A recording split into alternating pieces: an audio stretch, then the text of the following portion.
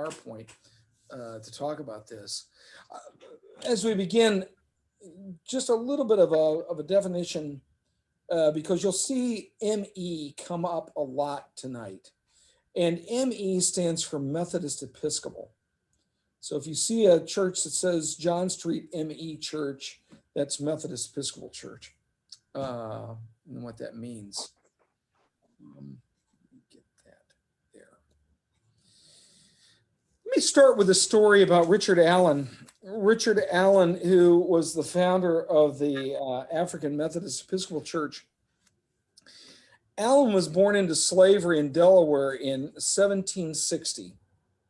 And when he was 16 years old, he felt what he wrote, quote, "awakened and brought to see myself poor, wretched, and undone without the mercy of God, until one night I thought hell would be my portion. I cried unto him who delighteth to hear the prayers of a poor sinner, and all of a sudden the dungeon shook, my chains fell off, and glory to God, I cried. Now my confidence strengthened that the Lord, for Christ's sake, had heard my prayers and pardoned all my sins." So quickly after that, his brothers and sisters also came to faith, made a faith commitment. And they joined a class meeting on a nearby farm, Benjamin Wells Farm, which was about a mile away. So they would leave the plantation where they were slaves and go over and hold worship and be in that Methodist class meeting on our farm. That was actually rather common to do that, traveling around in the area to attend these services. These services would have been out in the woods or in a cabin or some other place. So Allen and his brothers with this new faith really made a commitment to demonstrate their faith to their master by being exemplary in their hard work. Their owner at that time was a guy named Stokely Sturgis, who Allen described as, quote, "a very tender, humane man." But he was not a wealthy plantation owner. He was financially strapped, and years earlier, he had sold Allen's mother and 3 children. As Allen is practicing his faith, he starts a prayer meeting in Sturgis's house. So in his master's home, Allen actually starts holding a prayer meeting in the kitchen. Eventually, Sturgis and his wife join. So here you have this white master, his white wife, in a prayer meeting every week or several times a week in the kitchen with their slaves. And eventually he allows them to move it into the parlor. So he gives Allen this free range. Now, this is taking place in 1779, 78. So Allen he's young. He's 18, maybe 19 years old. About that same time, there is a traveling preacher, Methodist preacher by the name of Freeman Garretson, who arrives on Sturgis's place and on the Wells farm, and he is preaching. He is a former slave owner. And so Garretson, as a former slave owner, really challenges Sturgis on his own farm, preaching on Daniel chapter 5, verse 27, which says, "Thou art weighed in the balance and art found wanting." And that was Garretson's text for saying, Sturgis, you are being judged and are one day going to be judged by God for practicing slavery. And the sermon so convicts Sturgis that he began a process of freeing his slaves. And he agreed to sell Allen his freedom and allowed him to pay it off in 5 yearly installments. And so from that point on, Allen began earning money by cutting wood. He worked in a brickyard. He drove wagons. He sold salt. Apparently he was a pretty good salesman. And he was working for Varick because Sturgis was elderly. He was afraid Sturgis would die within that 5-year period. Well, he paid him off in 3.5 years, and he became a free man. Now, I say it's like a good story to illustrate the social and spiritual dynamics that were going on at that time in Methodism in these class meetings. There was a lot of kind of fluidity of relationships, kind of almost upside down power dynamics, a great deal of accountability being thrust on people like Sturgis and others, especially in those mid-Atlantic states and northern states. So hold that thought, but that's just kind of a little snapshot of the dynamics that were going on. So here are some statistics of the time. So you have in America in 1800, you have a little over 5 million Americans. 1 million are African American. 9 out of 10 of them are slaves. And within a 30-year period, that population, slave population, doubles. Right? Now, to give you a sense of what Methodism is doing and happening, they're growing very rapidly. So, for example, in just a 2-year period, you see these major increases in Methodist membership. White membership doubled by 64% in just a 2-year period. But notice the increase in Black membership, a 246% increase. There is an attraction that Methodism has to African Americans, both slave and free. And it has to do with the dynamics in those class meetings. There's a great deal of freedom of expression. So the ability for anyone to get up and to exhort, which would have been, like giving your testimony, as well as to be able to preach. It was common in those meetings for slave, free, Black, white, men, women, even children to be able to do that. Very emotional class meetings that were going on, these great cathartic experiences, and they used a whole variety of descriptive words to explain that. Depending on where you were in the country, they would be integrated. So the farther north you were, these were integrated class meetings, and farther south, they had kind of segregated themselves, but prior to there being any kind of rule or regulation about that. So there was a kind of a blending and a fluidity of going back and forth in these meetings. So the language to describe these emotional meetings is you see in this phrase by Asbury. He says in this phrase he says that we had a melting sacrament with white and colored people. A melting sacrament. Use the imagery of melting as in my soul is melting into the Holy Spirit and then melting with one another. And that would have been one of the imageries that was used. In those class meetings, like for example, on John Street, New York, Nathan Bangs, who was a early writer in Methodism, recording this, says there were no, quote, no Negro pews, no Black seats, nor gallery especially provided for the dark-skinned members. They were welcome in common with other members. At the CAP meetings, Lester Ruth, is a historian, writes that no racial, gender, or age restrictions existed. Even in integrated love feasts, slaves were given liberty to speak and often gave the most striking testimonies. And he goes on to say, and it was considered unusual if women did not speak. So, but as I said, farther south you got, you would see more segregation. Wesley early on begins to use an African-American lay preacher by the name of Harry Hoosier, also known as Black Harry. He was born in 1750, died 1806. He met Asbury around 1780 and traveled with him as his assistant, and was often written about as being a very eloquent preacher, even though he was illiterate. He was there at the Christmas conference in 1784, and and was a part of that. So those are the dynamics. That's kind of the cultural context within the denominations forming.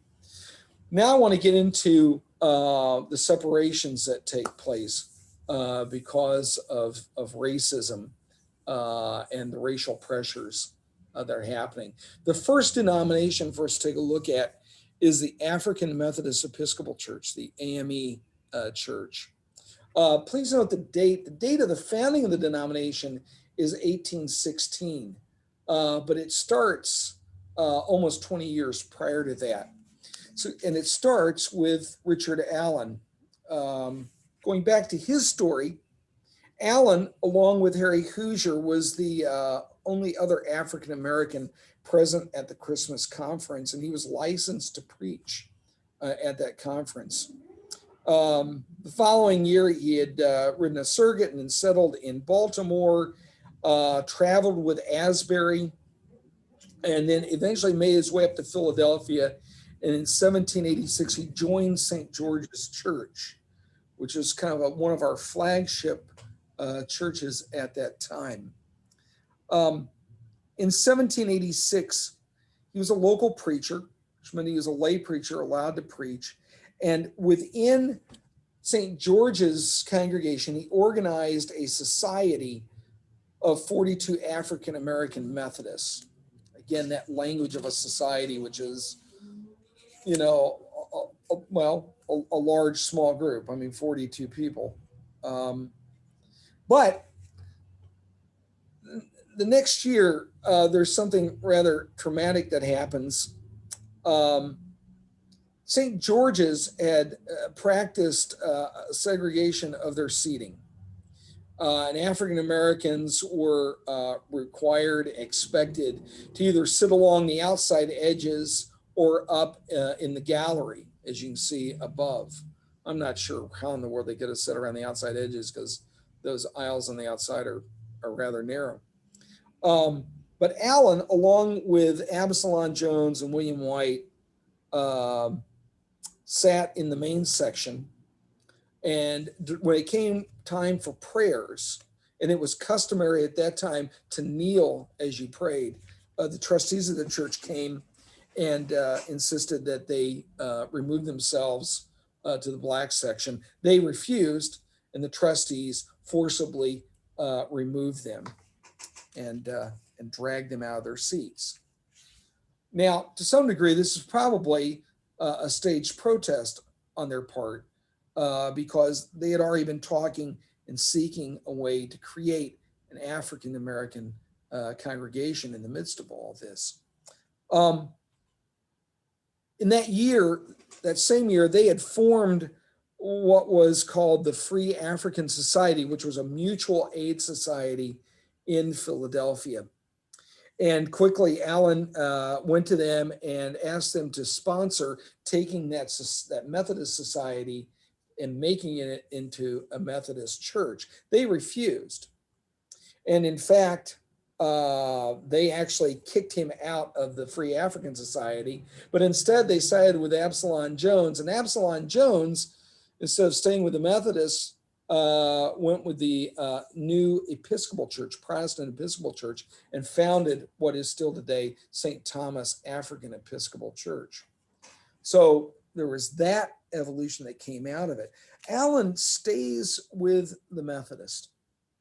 And what happens after he is kind of banished from the Free African Society and those dynamics happen, then in 1794, that group of Black Methodists are able to purchase property, and they actually create what's called Bethel in a former blacksmith shop.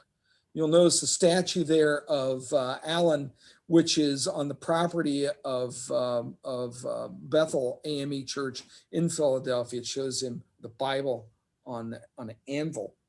Now, again, they have purchased this, but they're still all members of St. George's ME Church. So it's sort of like, if you can imagine a a large Sunday school class in a church saying, well, we're going to go buy property and we're going to go have our Sunday school class meetings over there in property that we own.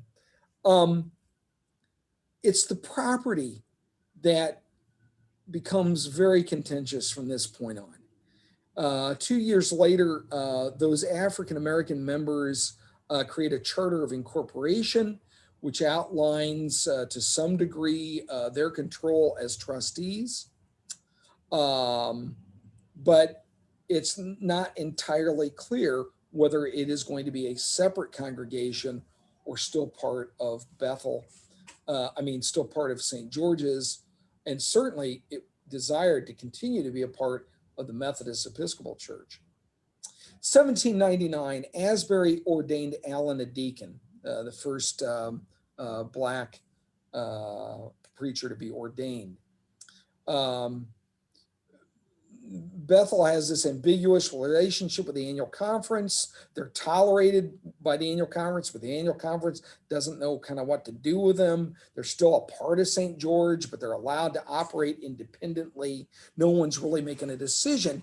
And then finally what happens from 1805 to 1815 is there's a variety of attempts on the part of whoever gets appointed as the white pastor at St. George's Church to regain control of Bethel.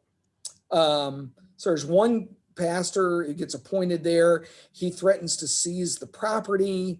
The trustees of the Bethel group revise their articles of incorporation. And then another pastor is appointed to St. George's, and he actually tried to get it repealed. And they go to court, and the state Supreme Court overturns a decision. In the middle of all this, there is the ouster of one of the trustees at Bethel, who then goes to the white pastor and gets him to side with them. And so there's all this battle going on for about 15 years over who's going to control this meeting house. At one point, the white pastor of St. George's Church shows up and tries to preach in the pulpit, only to discover that there is a Black lay preacher in the pulpit that Sunday.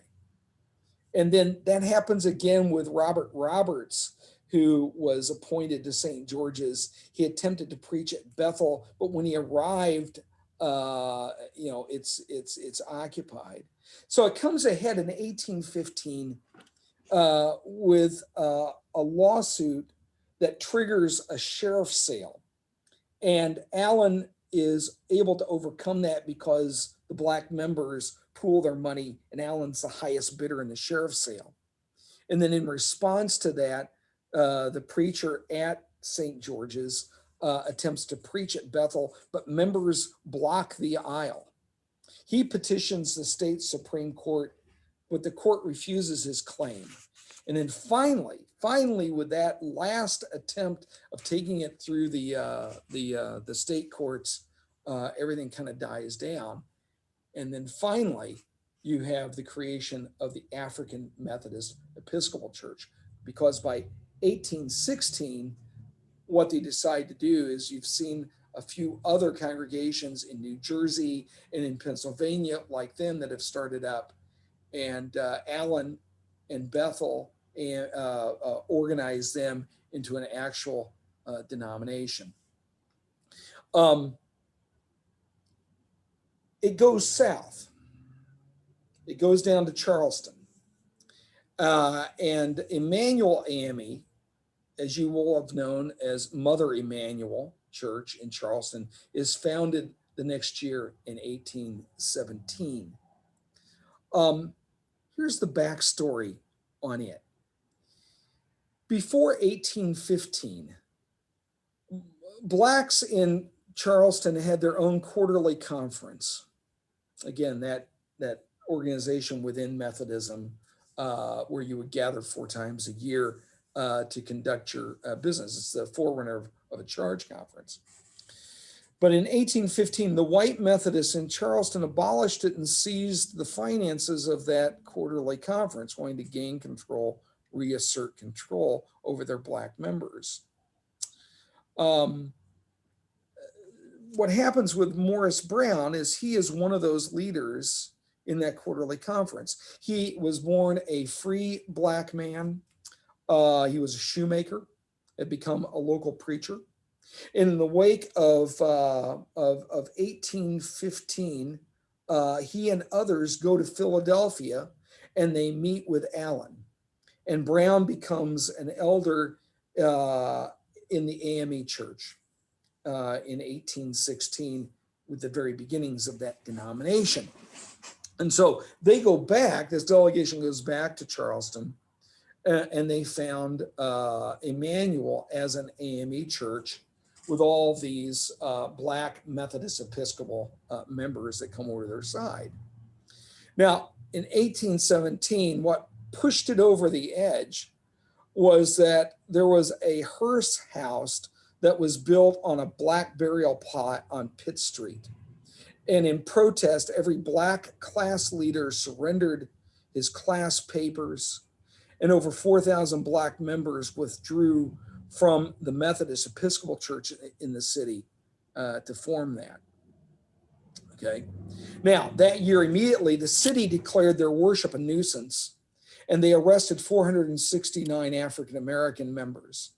That was later discharged. The following year, Brown and 139 other black leaders were arrested, and they were given a sentence of either 1 month in prison or to leave the state, and they chose jail instead. And then Denmark Vesey happens. June 8th, 1822, Denmark Vesey leads a failed uprising of slaves in the Low Country. Vesey was a member of Emmanuel. What you're seeing on the screen on the left is a statue. There's obviously African-American children, and they are portrayed as listening to Denmark Vesey in a class meeting. This is in the portico currently at Mother Emanuel in Charleston. So if you're there, and probably these days it's locked shut, but that's what you would have, you'd see in the entrance going into that church. The book is a wonderful book by David Robertson that describes this. I like the cover of it because the portrait is ambiguous. We have no idea what Denmark Vesey looks like. There was no portrait ever done of him. And in fact, no one knows where he's buried. They made sure that when he was captured and tried and convicted, that after he was hanged, they disposed of the body so there would be no place where he was known. But that was coming out of this congregation. This congregation was associated with this. Morris Brown was able to escape the city and flee north, and he eventually became one of the first bishops in the AME church. Another person who was a part of that, but was able to stay a little bit longer, was another bishop, eventually became bishop, Daniel Payne. Again, he was a free black man. He was a carpenter's apprentice who eventually became a teacher and opened a school for black children in Charleston. Ran for 6 years until it was closed in 1835 by a new state law that forced its closure. He eventually, in 1835, he fled north and went to seminary at Gettysburg Lutheran Seminary, which is still there today. He eventually became the president of Wilberforce University. At the end of the Civil War, he returns to Charleston. And he returns on May 13th, 1865, which is exactly 30 years to the day that he fled. Comes back as an AME bishop on board the USS Arago. That federal ship was coming into the harbor, and it was transporting Black Union troops who would oversee martial law in Charleston. Now, Charleston had been destroyed by fire in 1861. That's what you're seeing in the picture. The destruction from the fire did not rebuild through the Civil War. And then also they'd had a cholera epidemic near the end of the war. Sherman never made it to Charleston. And where that is, that's too far away from the battery, from there being any kind of fire that would have been coming from ships. So as he's sailing in, he just sees all of this destruction, and he writes these words. He says, the hot indignation of the God who, when he stretches out his arm against the oppressor, never draws it back till every fetter is broken and every slave is free. So as a side note, the church in the background is the Lutheran church. The children on the steps, that's the Congregational church, a circular Congregational church on Meeting Street.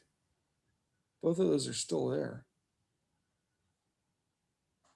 As we move on, a little more about key leaders in the AME tradition, there is Daniel Coker. Coker was ordained by Asbury in 1802, but again in 1816 he joins with Allen and AMEs. In 1820, he and his family and 86 other Blacks migrate to West Africa under the sponsorship of the American Colonialization Society, which was one of those kind of failed attempts at recolonizing or colonizing, however you want to call it, West Africa with former slaves from America. He first arrives in Liberia. He is the first AME missionary and eventually settles in Sierra Leone. So he's the first AME missionary in Africa and leaves this rather large footprint on West African Methodism. There are women who are part of the movement. Jarena Lee, she was born free in New Jersey. She was a lay preacher, well known as an evangelist through this period. Another evangelist, the next generation, was Amanda Smith Berry. She was born a slave. Her father, when she was a toddler, bought the family's freedom in Maryland. She was first converted in the Methodist Episcopal Church. After her first husband died in battle in the Civil War, her second husband was an AME deacon. They moved to New York City. She was a member of Sullivan Street AME. And then she became influenced by what is called the Holiness Movement, which we'll talk about in 2 weeks from now. She began holding women's prayers meetings. And then in November of 1870, she felt a call to preach. While she was attending Fleet Street AME Church in Brooklyn, she had a vision from God. And as she's sitting there, she sees the letter G. And then she sees the letter O. And then she hears the voice of God saying to her, go preach. And so she began an evangelistic preaching ministry that went on for the rest of her life and included preaching in England for 2 years. She was in India for 18 months and then in Africa for 8 years. So, now for the rest of the time, the antebellum period, the AMEs are banned from the South for some rather obvious reasons. And then during Reconstruction after the war, they began an aggressive evangelistic program of planting churches in the South. Today, there are approximately 3 million AME members, which is, we're at about 6 to 7 million in the United Methodist Church. So that's the AME tradition. Let me pause there for a quick moment and see if anybody has any questions. And I'm trying to figure out how. Yeah. Hey, Darren. Yeah. Can I tell a little Richard Allen story? Tiny little Richard Allen story. Please do. It's a little bit tangential, but there's an independent little band in Philadelphia made up of 4 school teachers that my daughters and I love their music and listen to it. And it's called Bishop Allen.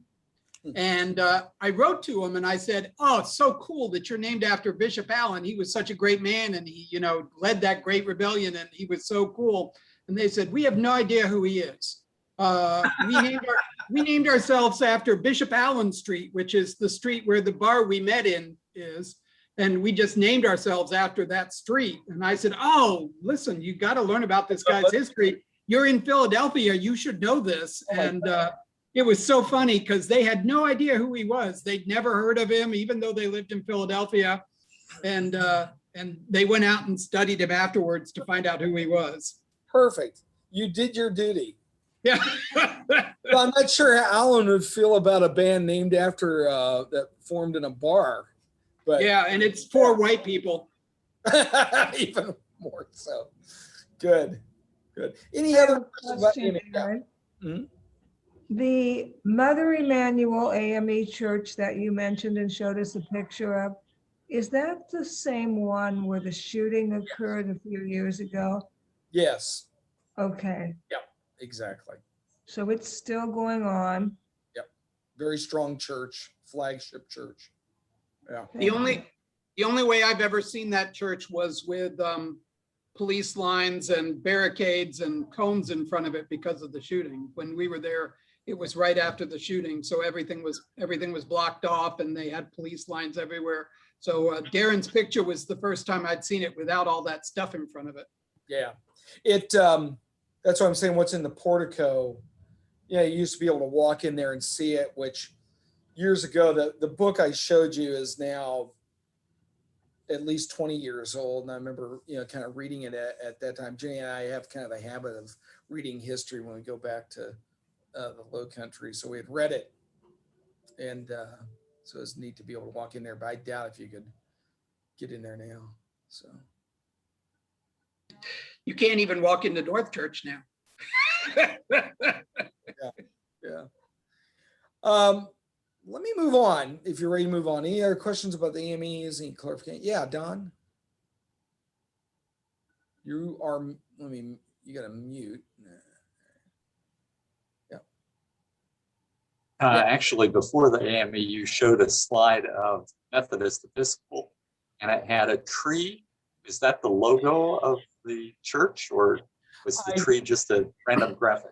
That's a random graphic. Now, what I showed on the slide that said AME Church, that The anvil. and yeah, the anvil that looks like a metal. Yeah. And as I go through these others, I'll show you their official logos as well. Yeah. What does the word Episcopal mean? Bishop. Oh, okay. It's the particular type of government. So, for example, if you have bishops, you are an Episcopal system of church governments versus the opposite would be congregational, right? Presbyterian actually refers to a type of church government. So, yeah. Which is why last week when I said the Methodist Protestants, why they didn't obviously dropped Episcopal, because they didn't have bishops. So, all right. Let me get to the next set of denominations. That did not stop where I wanted it to. The next set of denominations is what you call Spencer churches, or probably more often in history will be known as African Union Church. Spencer churches because they were started by Peter Spencer, Wilmington, Delaware. Very small denominations. Spencer was a member of Asbury Methodist Episcopal Church. And between 1800 and 1802, the church saw significant growth, as did the whole denomination. But in that period, they grew a lot with black members to where they became nearly equal in number to the white members. And the sanctuary was so overcrowded, the trustees had a problem. So the way they solved the problem was by insisting that the black classes meet in the gallery. In 1805, Spencer led 41 of those black members to leave and to form what was called the African Chapel. That met in people's homes until they could establish, find property, and establish what they called Ezion Methodist Episcopal Church. You see it on the building there. That building is the descendant of that congregation. If you look closely, it's actually a United Methodist Church. In 1812, there was a court challenge by a small group of black members and led by the white elder of that Asbury Methodist Episcopal Church over ownership of property. Now, again, sounds like what's going on in Philadelphia, but it didn't get tied up in the courts. By the following year in 1813, Spencer and his group were able to buy a lot, and they formed articles of association for the African Union Church. And then they quickly linked with a few other smaller black churches that had formed in Pennsylvania and in New York. Very small. After the Civil War, there is a split. The Union American Methodist Episcopal Church broke away from the African Union Church in 1865. And then the following year in 1866, that what was left of that African Union Church merged with a Methodist Protestant church that was called First Colored Methodist Protestant Church, and they changed the name to African Union Methodist Protestant Church. And these are very tiny denominations. The UAMEC has 20,000 members and about 250 churches, and the AUMPC only has 40 churches and 12,000 members. To give you an idea of perspective, in our central district, which is basically Indianapolis surrounding counties, we have approximately 120 churches. So that denomination is less than half the size of our district here alone. But that's kind of a part of that, kind of similar to what's going on. Dynamics are kind of similar. Issues of property, of needing independence, of wanting to remain Methodist Episcopal Church, not knowing what to do with this. And so finally they have to kind of break out on their own. A larger group. Darren, Yeah. question on that. Are those geographically close together? So okay, that's what I figured. East Coast, like that. Yeah, all of these are kind of happening in a cluster. You got Philadelphia, then you got this stuff in the Delmarva region, Delmarva region was just kind of big with Methodists anyway. And then this next one, the AME Zion, they're going to come out of New York. So the next one in this story is the African Methodist Episcopal Zion Church. And it is established as a denomination in 1821. Now it says 1796. We'll get to that. It begins out of John Street Methodist Episcopal Church in New York City.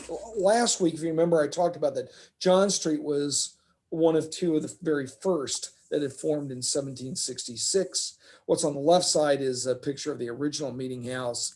And then the one that exists today that you can visit was built in 1841. And you see it on the right side.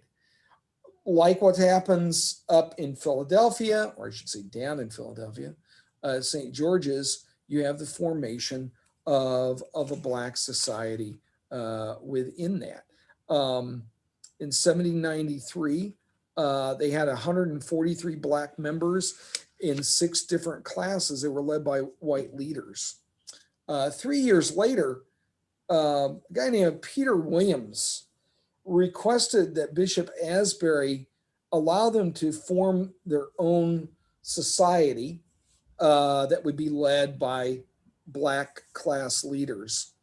And Asbury granted that. Now, Peter Williams is an interesting guy. He's a free Black man.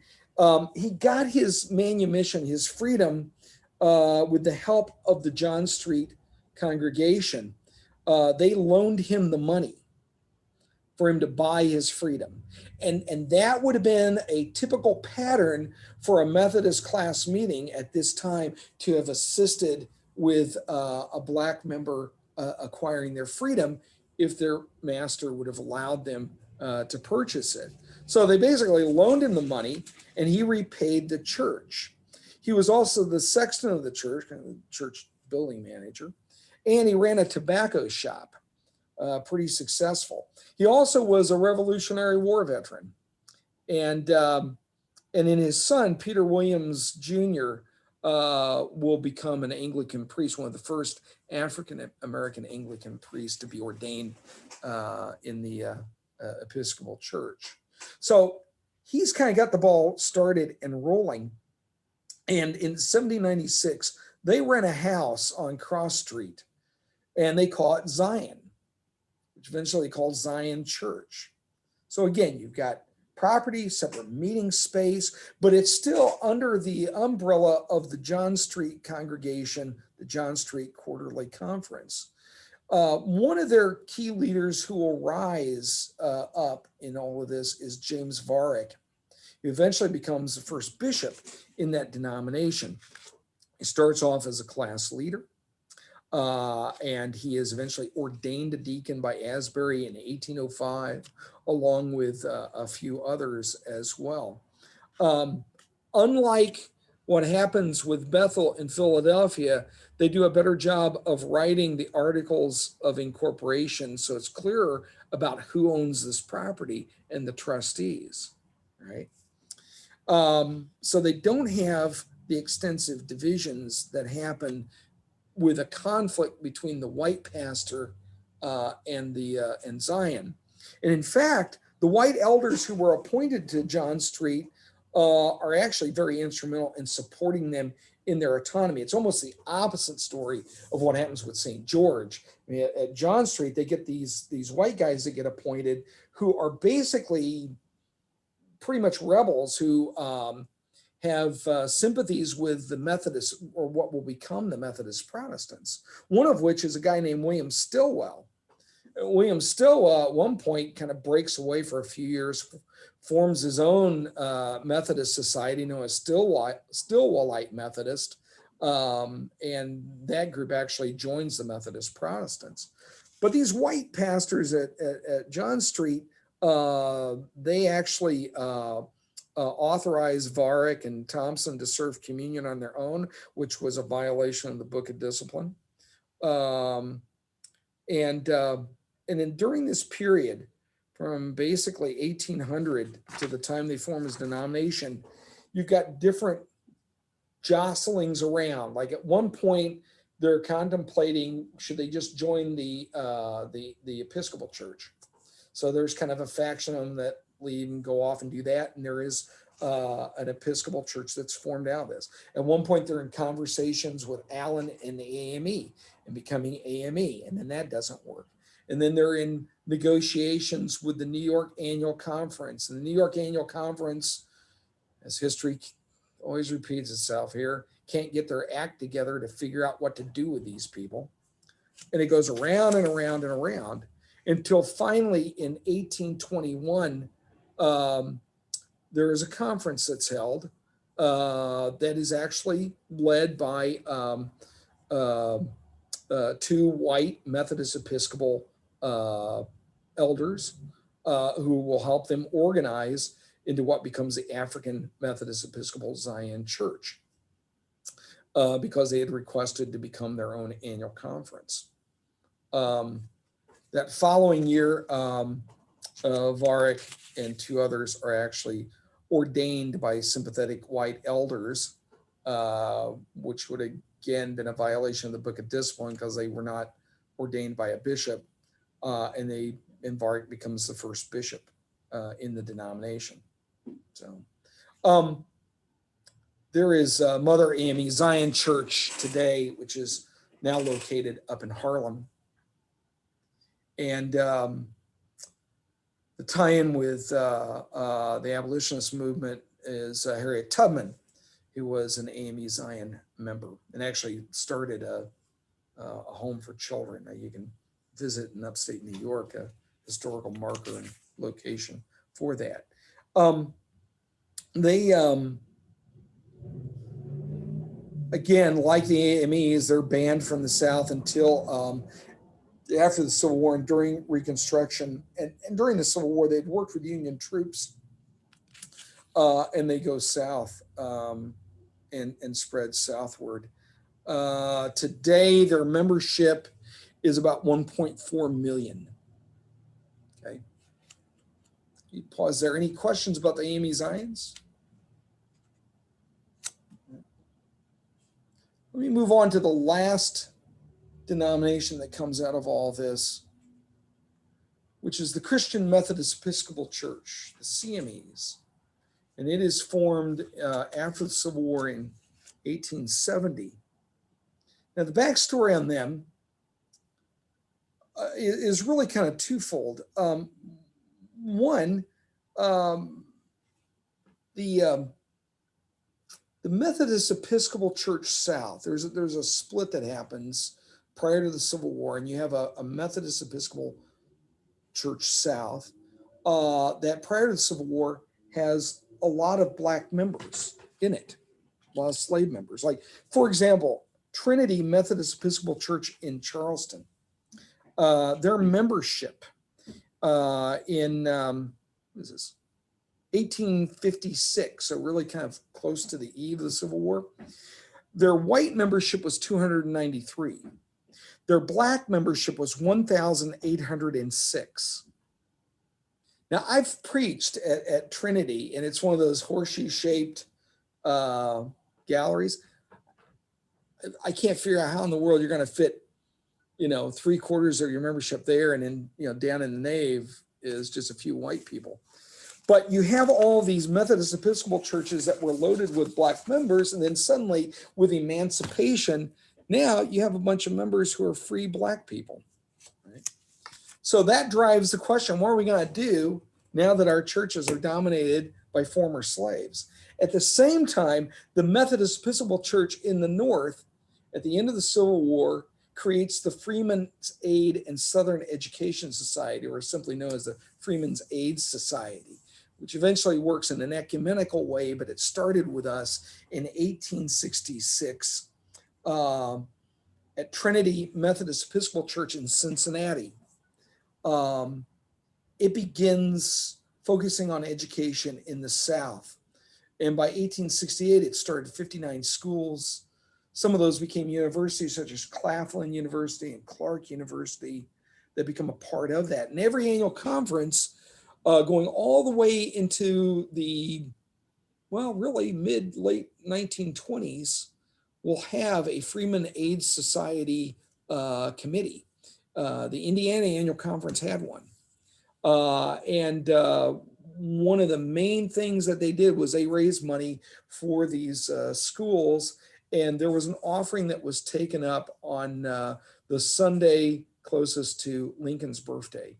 And that was a tradition that was done in these Northern Methodist churches. So they've gone south. The AMEs, the AME Zions have also gone south. They're planting these congregations among former slaves. And so you have these Southern Methodists with this real pickle about what are they going to do with these Black members. And at the same time, they've also started losing a lot of them. 1860, they had over 200,000 Black members. In 1866, it's dropped down to 79,000 because they're losing them through competition to the AME Zions. So what they do is at the 1866 General Conference, the AME South commissioned the separation of the church and creation of a separate denomination that is founded in 1870, and it begins throughout the South as 5 Black annual conferences. They changed their name to Christian in 1954. So originally it was called the Colored Methodist Episcopal Church, now known as the Christian Methodist Episcopal Church, or CMEs. Their first bishop was William Miles. Probably their most famous bishop is Isaac Lane, who actually grew up in slavery. He writes in his autobiography about having a humane master that was instrumental in buying his wife back so he could be reunited with his wife. And that just shaped his sympathy and willingness to work with white Southern Methodists. In 1882, he helped found Lane College, which still exists today. Now, the Methodists, the CMEs, have about 1.2 million members. Let me go back here a second. Let me pause there for a second, because I'm going to transition here to talking about what happens in the Methodist Episcopal Church. But before I do that, those are your separate denominations. Any kind of questions about those? Yeah, Don.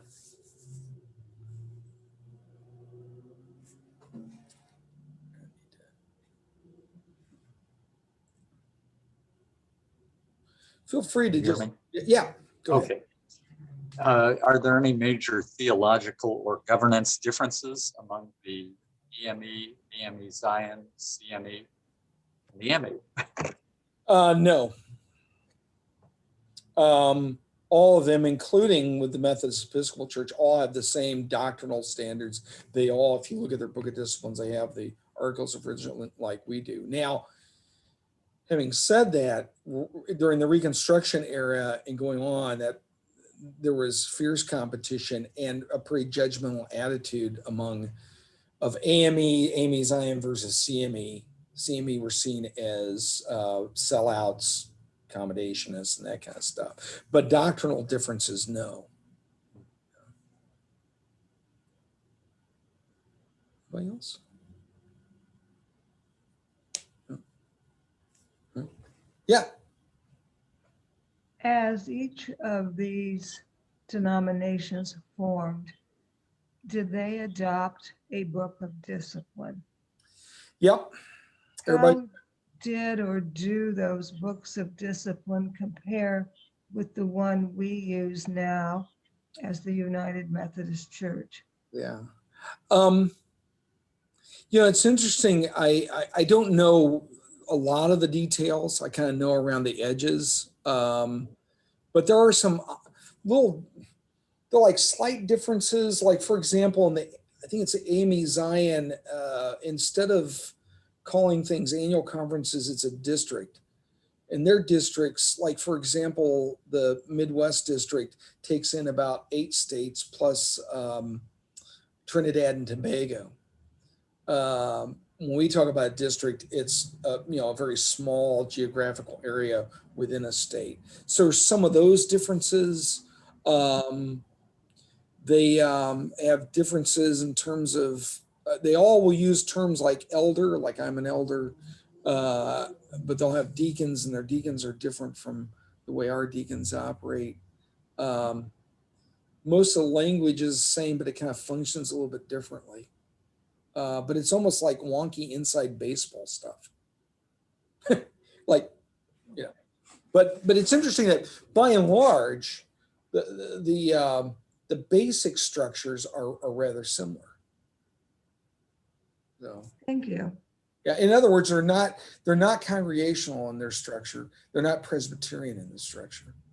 So. Do we have any congregations in Indianapolis of those different denominations? Yeah, we do. There's the closest one be down on 34th and was it Pennsylvania? That's AME Zion.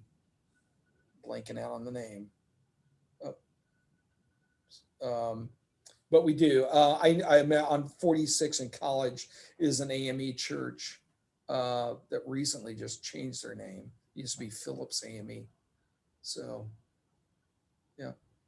There's a little tiny CME church that meets off of across the street from the Lowe's on Keystone in office space behind I think it's a bank. There's your assignment this week. Drive down Keystone, see if you can find their sign.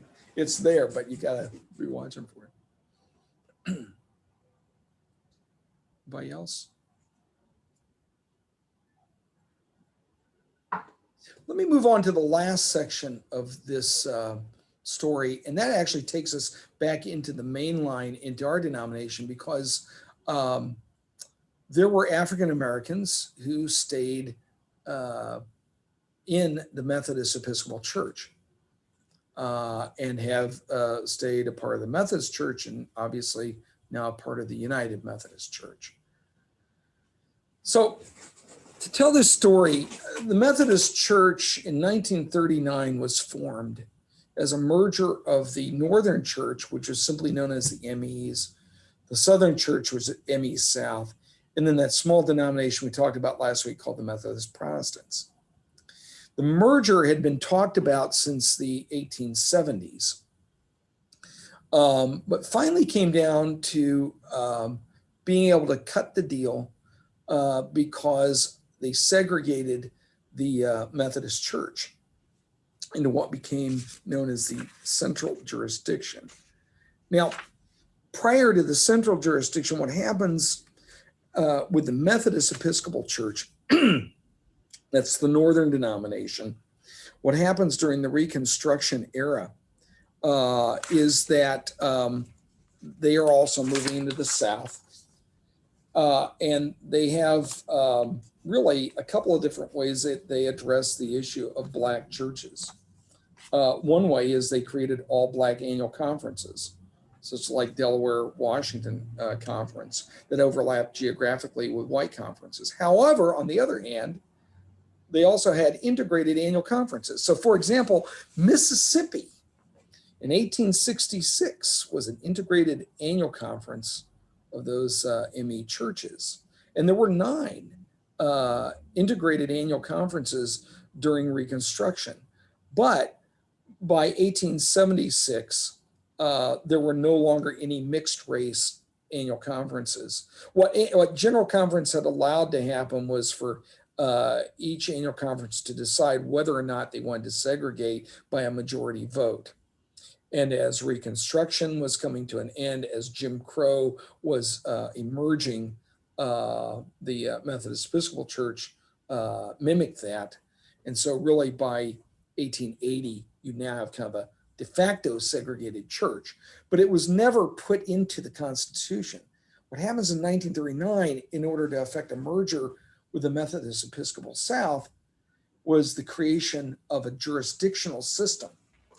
Jurisdictional system was geographical for all the white churches, and then for what they called the central jurisdiction, it was all of the African American churches put into that in a non-geographical jurisdiction. As you notice the map there, if you look closely, you can see the word central, about 315,000 members there. But that segregation of our churches was encoded in the constitution of that Methodist church's denomination. That lasts until the merger in 1968. The picture that you see there is actually General Conference in Dallas in 1968. And there's someone who is protesting for an inclusive church. When we merged with the EUBs, the Evangelical United Brethren, we obviously wrote a new constitution. And in Article 4 of Section 1, it explicitly states that the United Methodist Church will be an inclusive denomination on matters of race. It says, no conference or other organizational unit of the church shall be constructed so as to exclude any member or any constituent body of the church because of race, color, national origin, status, or economic condition. Now that language beyond race and color, we had annual conferences going all the way back in the 1800s that were created specifically for nationalities. There was several German-speaking annual conferences, Swedish annual conferences that were there. So that kind of brought all that to an end. Pretty easy because obviously by 1968, there was no need for that. But that's why that language is a little more expansive. Interesting note, the jurisdiction we're in, the North Central jurisdiction, actually became integrated 4 years prior to this. In 1964, the North Central jurisdiction took the lead in modeling what should happen and dismantled the Black annual conferences that were a part of the Central jurisdiction. So, just a side note, you have annual conferences that are members of part of jurisdictional conferences or part of the General Conference. So where we are today, with all of this separating out by race, is these are the current demographics on the United Methodist Church. Nearly 90% of United Methodists are white. And just a little over 6% are Black, African American, and then everything else is scattered. Native Americans, 0.3%, that's about 21,000. There are only 21,000 United Methodists who are Native American.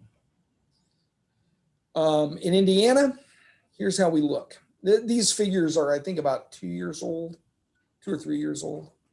So you have a little over 4,000 Black members, less than 1,000 Hispanic. Not quite, there with the Asian members, not even 800. Now, if we were on pace with just the demographics in the state of Indiana, this is how we would actually look.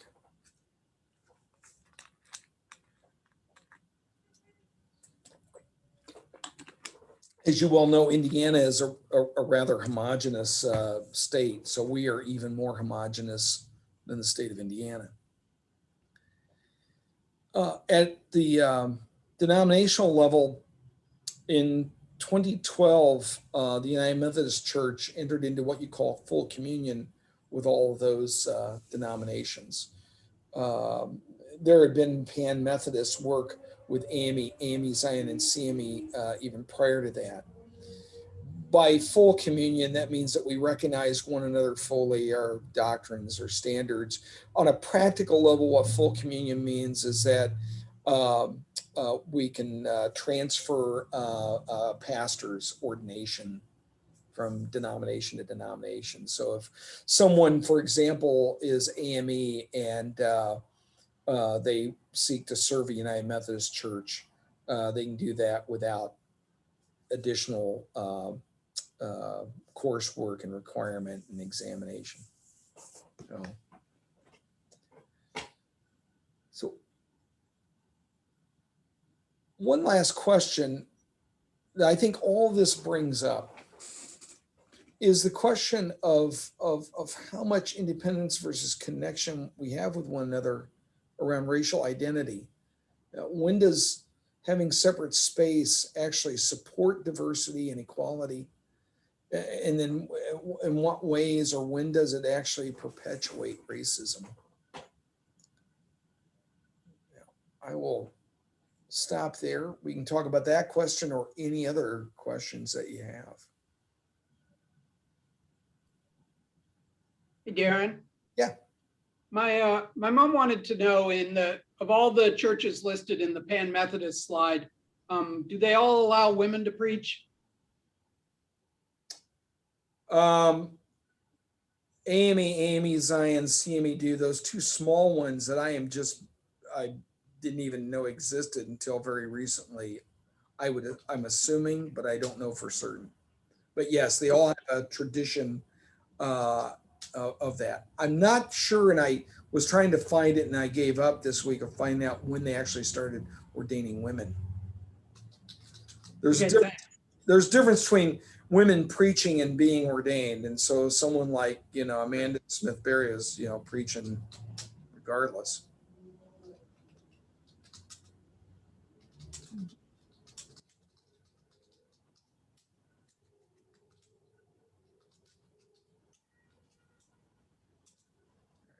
The question here.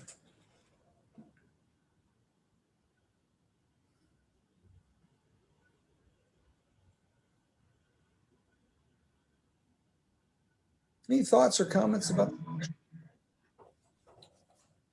Darren, I understand that in the Pan-Methodist movement, when they're looking at additional unification, that squabbling over bishops tends to be one of the things that keeps it from happening. Is that still the biggest issue, or are there other things? No, I think you're right about that. I think there's issues of turf. I really, in some ways, I really respect those other denominations for not wanting to simply merge with the United Methodist Church, because if you saw what happened with the EUBs, it really becomes an absorption. Or go back to last week, the Methodist Protestants, that heritage is kind of lost. So I think there's those kind of huge complex social issues about a loss of identity that Methodists are not immune to. And at the tip of the spear of that is going to be leadership. I think that goes to the question you asked too. I mean, the reason they want to maintain their independence is because they've not been offered a merging that allows them to be equal and promotes diversity inside the United Methodist Church.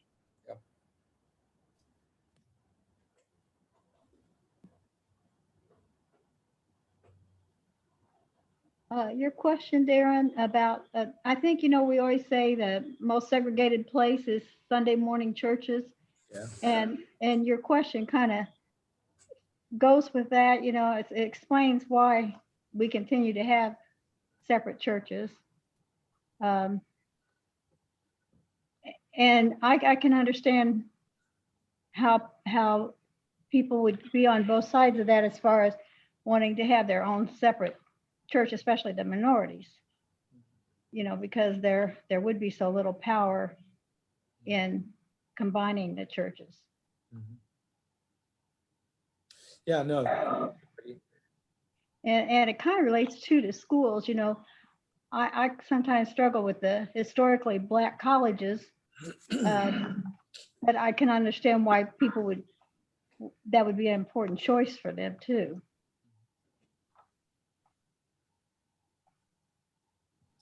Did anyone see the documentary on the Black church recently that was on PBS? Parts of it.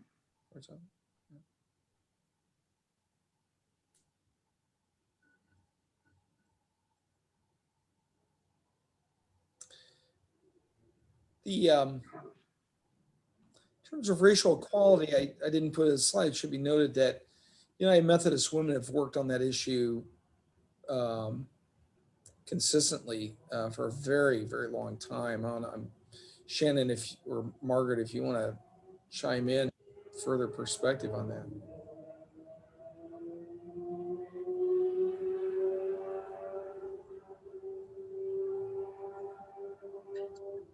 I don't have any of the exact dates at hand, but the Charter for Racial Justice policies was written when? Was it in the 50s, Shannon? The 40s, right. And for a long time, the general church would not acknowledge it, for lack of a better word. And so that is just now starting to be acknowledged by the general church, along with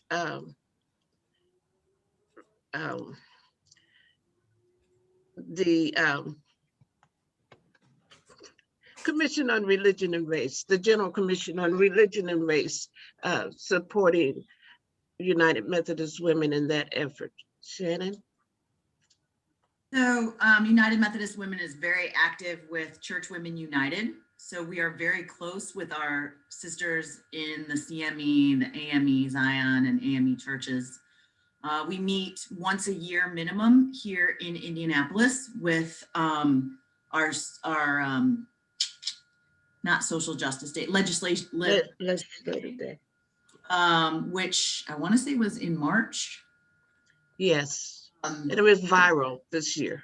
It was, yeah, it was. But that is something that United Methodist Women puts together, and North United Methodist has hosted it a number of times because we are a big parking lot and can head down Capitol easily enough to the State House to go then meet with legislators. As president of United Methodist Women, I actually got to go to the World Methodist Conference a few years ago. And I'll just say this, the United Methodist Church puts a lot of money into all the other Methodist church denominations that no one else pays for. So we definitely carry more than our share when we talk about meeting with other Methodist denominations as a World Methodist Conference or a or, different ways that the denominations meet together. The United Methodist Church is definitely the richest of them all. And we then put our money to that end. So I'll stop there. Yeah. And probably in terms of just organizational and staff support as well. That just maybe it's the ministers. Yeah. I put in the chat the link to the racial justice charter that Margaret was talking about. If you want to take a look at that.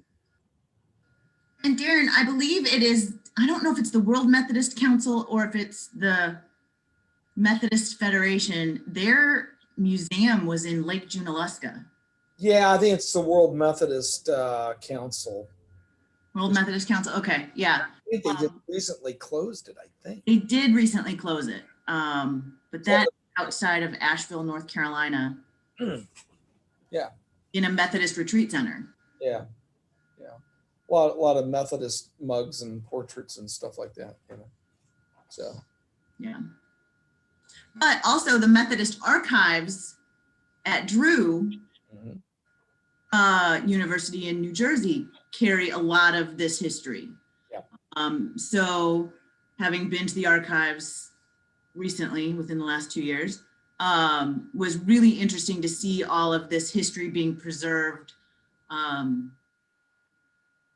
about the Methodist denominations and the history that led up to what is now the United Methodist Church. Yeah.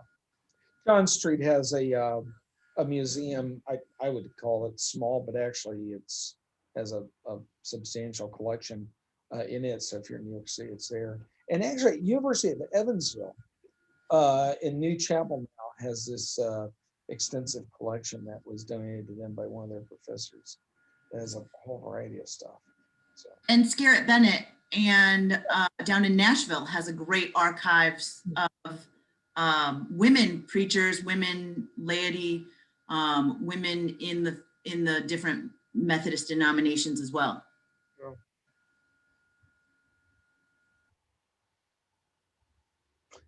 Any other questions about this? And just in general, these racial dynamics in Methodism?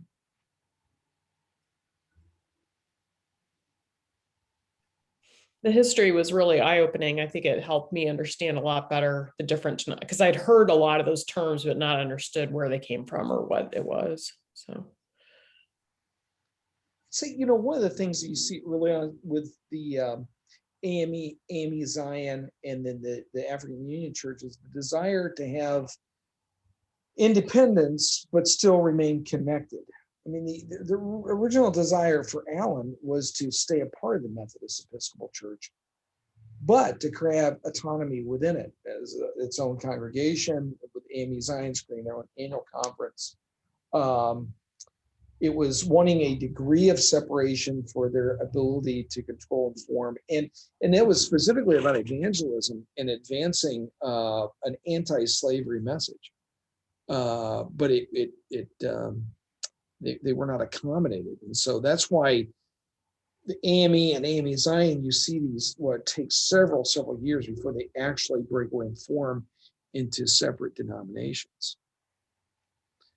Now, next week, we'll talk about what was going on with specifically about slavery, and you can kind of see why it became so frustrating, because Methodists are really, really deeply troubled by slavery in a way I think more than any other denomination or any other Protestant tradition in America has been. So.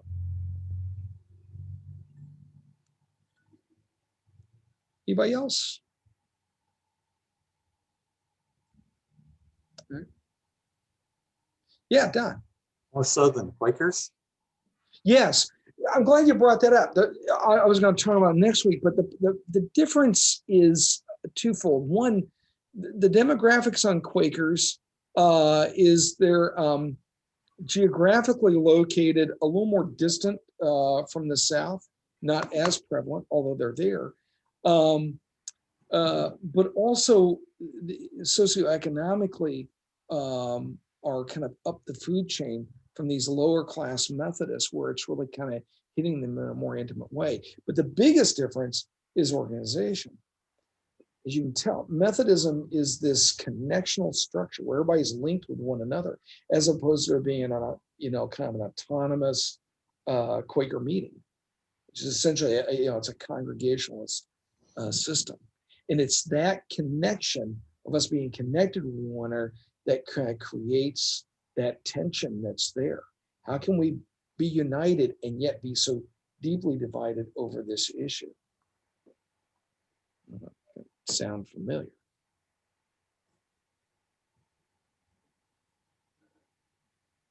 The Methodists will make a choice. Early on, they will have to make a choice whether they're going to follow the way of Quakers or not. And next week, I will tell you how they made that choice. There's my cliffhanger, right? Hey, folks, thanks so much for coming tonight. Next week, we are going to look at that issue of slavery. And in particular, the two denominations that we'll really be looking at will be the Free Methodist and the Wesleyan Church.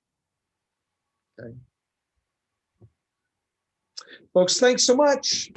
A good week. Good night.